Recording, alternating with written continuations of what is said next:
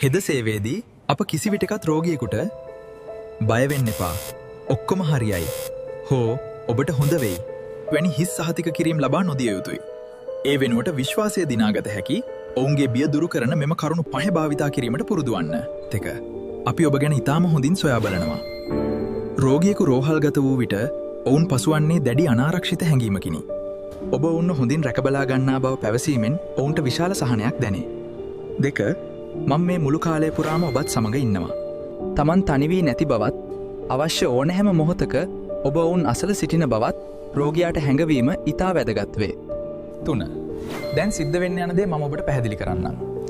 රෝගියෙකු වඩාත් බියවන්නේ තමන්ට සිදුවන්නේ කුමක්දයි නොදන්නා විටයි. කරන ප්‍රතිකාරය හෝ පරීක්ෂණය ගැන සරලව පැහැදිලි කිරීමෙන් ඔවුන්ගේ බිය පඩු කළ හැකිය. 4. ඔබ දැන් සිටින්නේ ඉතාම ආරක්ෂිත දෑත් අතරයි. රෝහලේ සිටින වෛද්‍යවරුන් සහ හෙදකාර්ය මණ්ඩලය කෙරෙහි රෝගියා තුළ විශ්වාසයක් ඇති කිරීමට මෙය උපකාරී වේ. 5.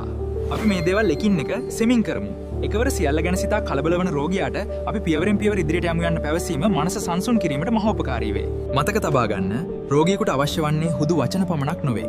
ඔවුන් බලාපොරොත්තු වන්නේ ඔබේ රැඳී සිටීම පැහැදිලි බව සහ විශ්වාසය.